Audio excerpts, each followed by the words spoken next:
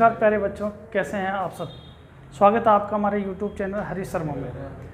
आज का जो टॉपिक है वो है सर्वनाम। तो आज सर्वनाम पढ़ेंगे हम। तो ये जो टॉपिक है वो कक्षा 6 से लगाकर 8 तक के लिए है और जो कंपटीशन जो एग्ज़ाम होते हैं उनमें भी इनमें से क्वेश्चन पूछे जाते हैं। तो आइए स्टार्ट करते हैं हम सर्वनाम। देख जैसा कि नाम लिखा हुआ है सर्वनाम, शब्द से ही समझेंगे हम। सर्वनाम दो शब्दों से मिलकर बना है। पहला है सर्व और दूसरा है नाम।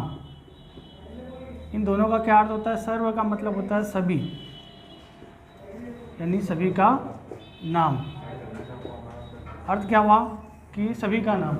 अब बात ये आएगी कि सभी का नाम, आखिर सभी का नाम किसका नाम? जिस तरह से मान लीजिए मैं आपसे बात कर रहा हूँ, आपका नाम नहीं जानता, तो मैं आपको नाम लेके तो बोल नहीं सकता, इसलिए कहूँगा आप। दूसरे व्यक्ति है, उसका नाम नहीं जानते हम, तो उसको कहेंगे वह है, यह है, ये, वे। तो ये सारे क्या है? सर्वनाम है। तो आइए स्टार्ट करते हैं सर्वनाम की परिभाषा से।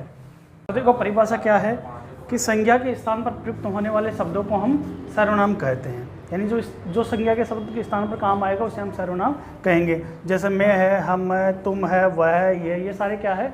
सर्वनामी है। एक उदाहरण से समझना है कि आखिर हम संज्ञा के स्थान पर इन्हें क्यों प्रयुक्त करते हैं। जैसे रमेश बाजार जाता है, रमेश खाना खाता है, रमेश बाजार जाता है। अगर इसी शब्द को हम बार बार यूज करेंगे रमेश को, तो ऐसा अजीब सा लगेगा हम। तो ये जो संज्ञा शब्द है रमेश, इसकी जगह हम सर्वनाम शब्द का प्रयोग कर सकते हैं। यानी रमेश की जगह हम वह लिख सकते हैं, वह लिख सकते हैं इसकी जगह। तो जैसे रमेश बाजार जाता है, वह खाना खाता है ना। तो बार बार इस संज्ञा जो शब्द है इससे बचने के लिए इसके स्थान पर हम सर्वनाम शब्द का प्रयोग कर सकते हैं। तो अब स्टार्ट करते हैं। सर्वनाम के भेद मुख्य रूप से कौन कौन से हैं और कितने भेद हैं?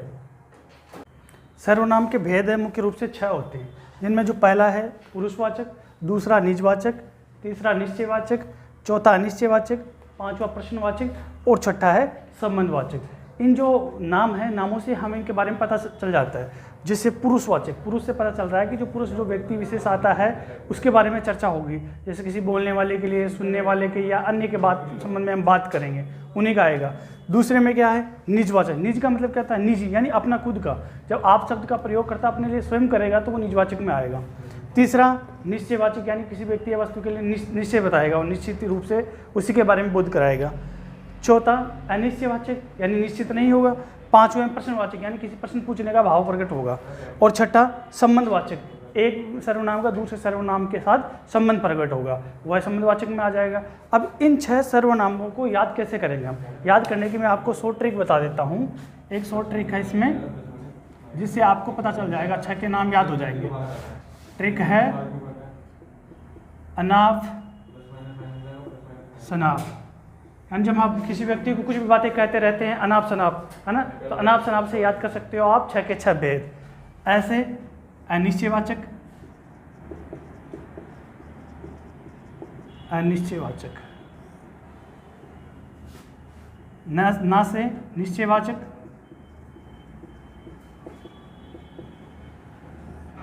प से प्रश्नवाचक,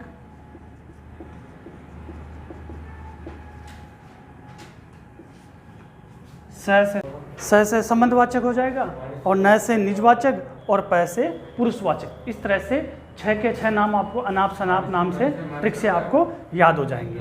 तो इन सबको हम विस्तार से पढ़ेंगे। तो सबसे पहले जो हम पढ़ेंगे वो पढ़ेंगे पुरुषवाचक के बारे में। तो आइए स्टार्ट करते हैं।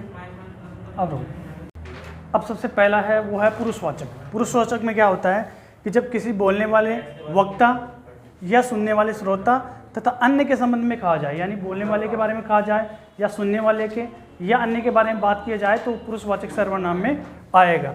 अब पुरुषवाचक सर्वनाम में 3 है। जो 3 कौन कौन से हैं जो आए बता देता हूँ मैं। पहला उत्तम पुरुष, जिसे हम फर्स्ट पर्सन भी कहते हैं। दूसरा मध्यम पुरुष और तीसरा अन्य पुरुष। तो प्रथम उत्तम पुरुष में कौन आएगा? जैसे मैं अपनी बात कह रहा हूँ, जब मैं अपनी बात कहूँगा तो मैं उत्तम पुरुष में आऊँगा। तो मैं हो गया, मैं मेरे लिए किसका प्रयोग करूँगा? मैं, मुझे, हम, हमारा। कौन कौन से आएंगे? जैसे आ गया मैं, मुझे, हम, हमारा, ये सारे उत्तम पुरुष में आएंगे। अब मेरी बात को सुनेगा कौन? आप सुनोगे। तो आपके लिए क्या शब्द को प्रयोग करूंगा मैं, जैसे आप, तुम, तुझे, तुम्हें, आपका आदि। यानी मैंने बात कह दी, आपने सुन ली, अब हम बात किसकी कर रहे हैं, किसी और की, यानी थर्ड पर्सन की बात कर रहे हैं। तो तीसरा किस में आएगा, अन्य पुरुष में। अन्य पुरुष में क्या क्या आएगा, जैसे आ जाएगा यह, ये, वह, वे आदि,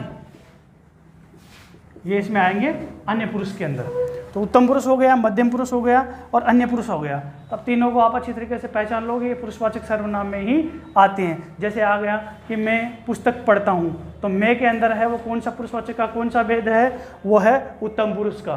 तुम बाजार जाते हो, तो तुम कौन सा आएगा, वो आएगा मध्यम पुरुष में। और तीसरा यह है, ये, वो, वह, वे आदि। जैसे बात करते हैं हम कि वह भोजन करता है, तो भोजन कौन करता है, वह। हम किसी तीसरे व्यक्ति की बात कर रहे हैं, तो तीसरे व्यक्ति की बात करें तो वह अन्य में ही आएगा। यानी जो अपनी बात को कहेगा, मैं अपनी बात को कह रहा हूँ तो मैं उत्तम पुरुष हूँ, मेरी बात को आप लोग सुन रहे हो तो आप मध्यम पुरुष हो। और हम जब किसी तीसरे की बात करेंगे तो वह अन्य पुरुष में आएगा। इस तरह से जो पुरुषवाचक सर्वनाम है वो यहीं तक है। अब दूसरा स्टार्ट करते हैं हम। अब है निजवाचक। निजवाचक देखो, निज शब्द से ही पता चल रहा है निजी। निजी क्या होती है, हमारी जो खुद की चीज़ें होती है वो निजी खुद की होती है।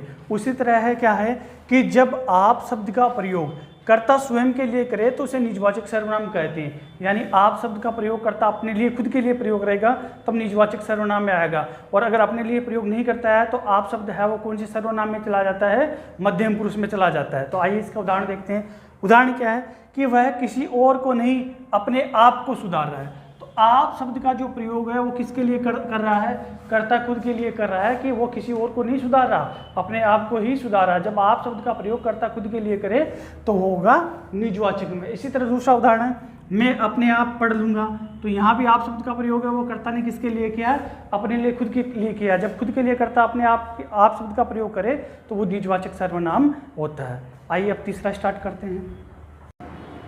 अब देखो निश्चयवाचक सर्वनाम। निश्चयवाचक में नाम से ही पता चल रहा है, निश्चय यानी कोई निश्चित होगा। जैसे जिस सर्वनाम से किसी निश्चित व्यक्ति या वस्तु का बोध हो उसे निश्चयवाचक सर्वनाम कहते हैं। यानी निश्चित रूप से किसी व्यक्ति या वस्तु का बोध होगा। जैसे यह, ये, वह, वे आदि। इस तरह से बहुत से उदाहरण हो सकते हैं। जैसे यह पुस्तक मेरी है, यानी निश्चित रूप से यह जो पुस्तक है वो किसी और की नहीं है, मेरी ही है, निश्चित है। जैसे मैं कहूँ कि वह गाड़ी दिनेश की है, तो वह गाड़ी किसी और की नहीं, दिनेश की ही है, यानी निश्चित है वो।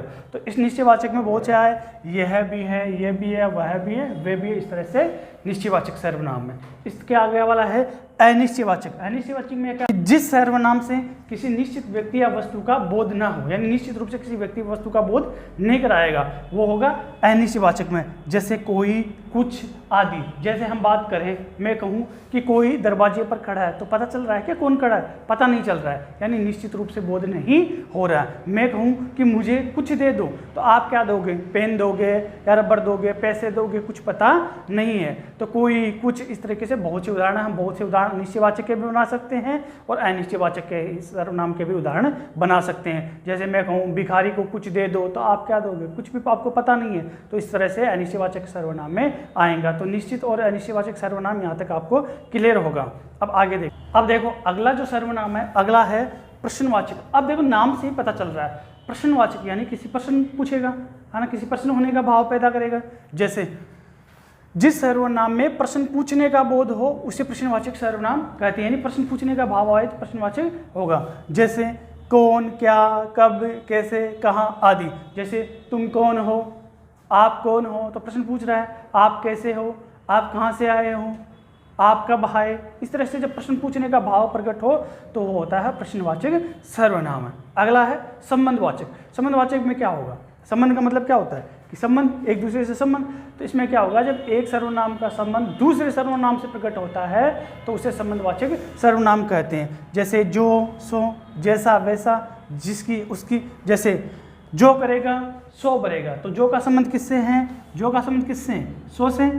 जैसा करोगे वैसा भरोगे, तो जैसा का संबंध वैसा से। जिसकी लाठी उसकी भैंस, तो जिसकी का संबंध किससे हो गया, उसकी से। कि जिसकी लाठी उसकी भैंस। इस तरह से एक दूसरे का साथ जब संबंध प्रकट होगा तो वो संबंधवाचक सर्वनाम में होगा। तो आपको बहुत ही आसान तरीके से सर्वनाम पढ़ने को मिला है। आप इस तरह से बहुत सारे उदाहरण ऐसे हैं जो आप बना सकते हो और आप आसानी से याद भी रख सकते हो और इनके भेदों को भी अच्छी तरीके से याद रख सकते हो। जैसे शुरू में मैंने आपको ट्रिक बताई थी अनाप शनाप से, उस तरीके से आप आसानी से इसको याद कर सकते हो। तो सर्वनाम का जो टॉपिक था वो यहीं पर समाप्त होता है। और जो सर्वनाम है ये वो शुरू में मैंने बता दिया था कि कक्षा 6 से लगाकर 8 के लिए बहुत ही यूजफुल है। तो इसको जरूर देखें आप और याद करें और अपने दोस्तों के साथ शेयर भी करें। तो आपको, अगर आपने अभी तक हमारे चैनल को सब्सक्राइब नहीं किया है तो जल्दी से सब्सक्राइब कर लीजिए और बेल आइकन को भी प्रेस कर लीजिए, जिससे आने वाले नोटिफिकेशन वो आप तक पहुंचेंगे और आप आसानी से हमारे वीडियोज देख सकते हो। वीडियो पूरा देखने के लिए आप सभी का बहुत बहुत धन्यवाद।